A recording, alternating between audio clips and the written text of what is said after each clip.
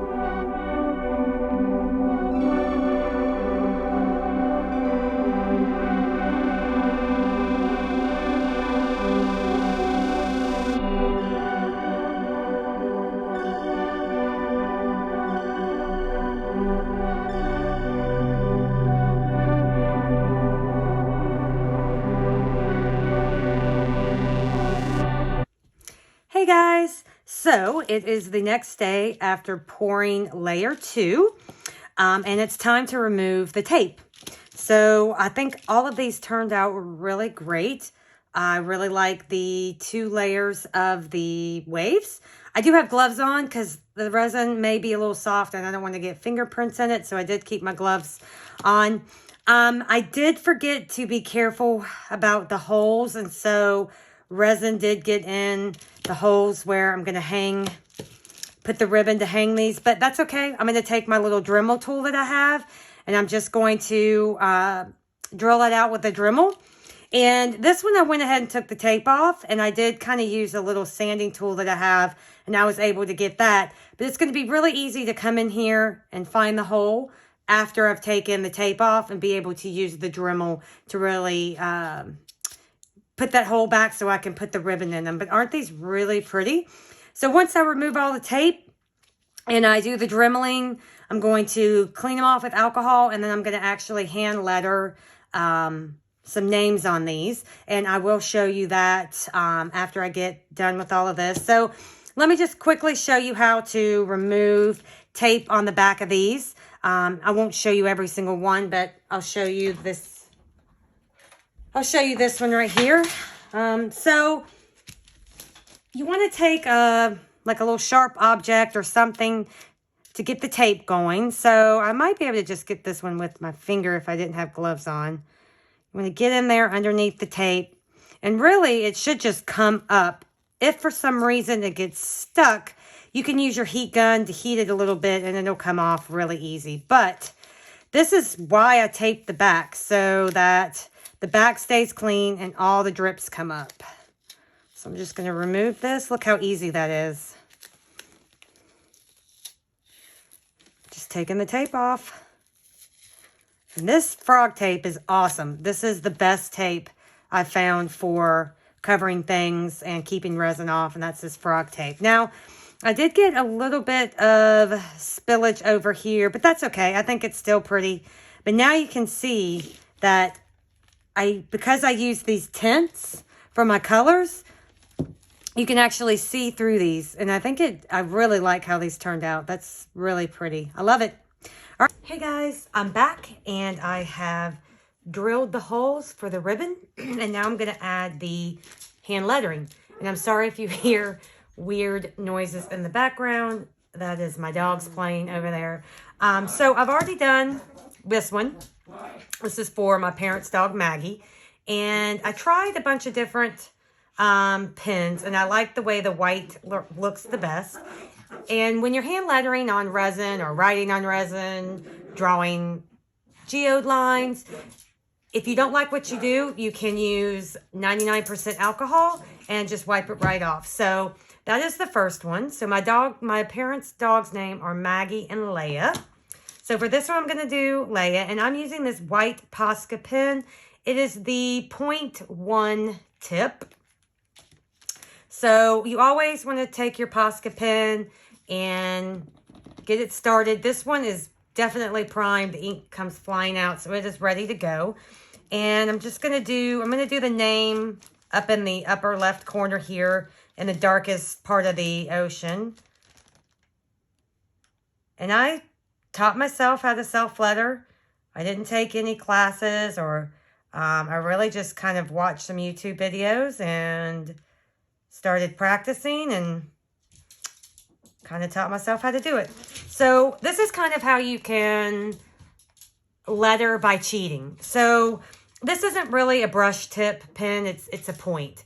And so you really can't get the thick and thin lines that you can get using a brush tip pen, but you can use this type of pen and cheat. So now that I have the initial name down, I'm going to go back and thicken what would be the downstroke. So this was a downstroke, so I'm just going to come and thicken it.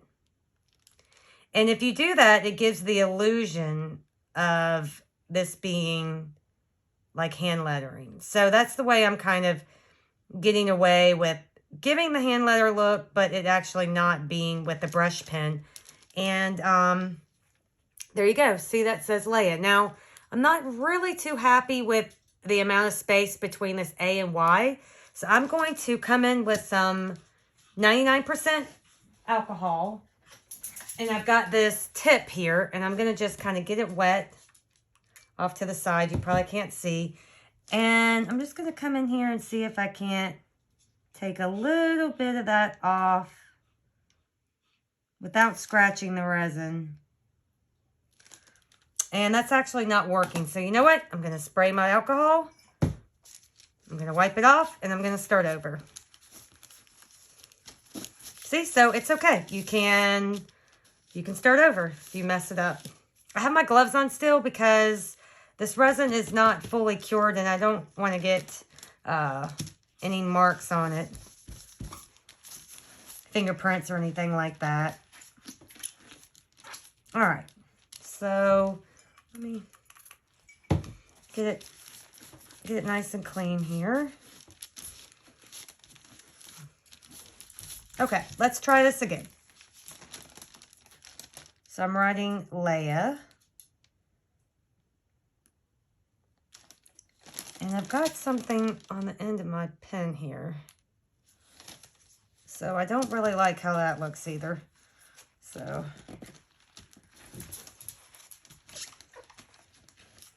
ugh, I need a new towel, I think.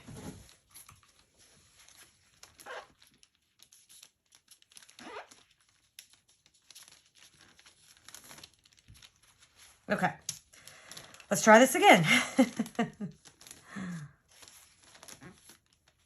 Okay, I'm going to write off to the side there. All right.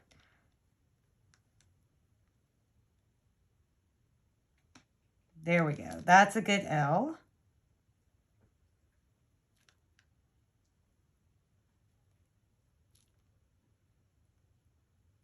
All right, perfect. Now I'm going to come in here and thicken the lines like I mentioned to give that kind of fake hand letter look. And when you do this fake hand letter look, you do need to space your letters out to give you room to thicken. Because if you don't, then they're going to bunch together like that first one I did, and I had to erase it. Perfect. I love how that looks. Okay. Now for this one, this is for my parents. So I'm going to write the and then their last name. And I'm going to kind of position the on an angle here. Like that. And then I'm going to put their name right here. And their last name is Brug.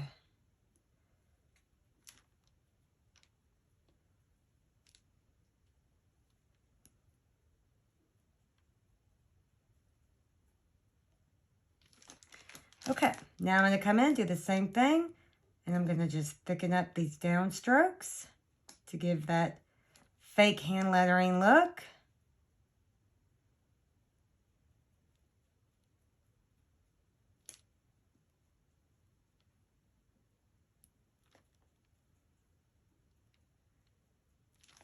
And that turned out awesome. And there you go. Now all I have to do is come in, once these dry, I'm going to let these dry, and then I'm going to add the ribbon that came with it back in. I'll kind of show you this one, how it looks finished. I don't have any name written on this one.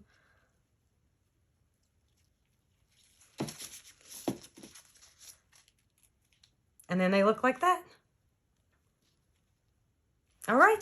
So this is a fun, simple, great little present you can make. You can add the names or you can just leave it like this. You can also do acrylic pours on these and then seal them with resin or seal them with varnish. There's so many different things you can do with these kind of acrylic blank ornaments. So you can be super creative. So hopefully this gives you some ideas for Christmas presents, and be sure to hit that subscribe button and the like, and I will have some more videos coming soon on some other Christmas presents that you can do it yourself.